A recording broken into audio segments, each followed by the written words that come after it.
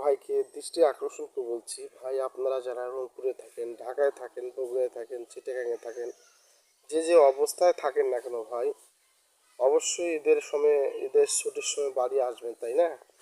তা আমি এই জন্য অনুরোধ করব, বাড়ি আসার সময় আপনারা অবশ্যই খেয়াল করে আসবেন।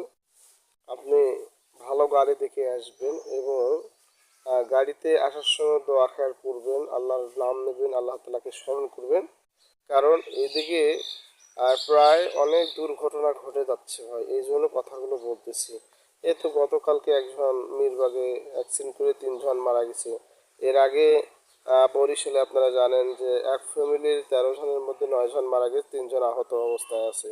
এই তো আবার কুড়িগ্রামের এইদিকে আবার 3 জন মারা গেছে, এভাবে মারা যাচ্ছে ভাই। কারণ এগুলা দুর্ঘটনা হচ্ছে, অ্যাক্সিডেন্ট হচ্ছে।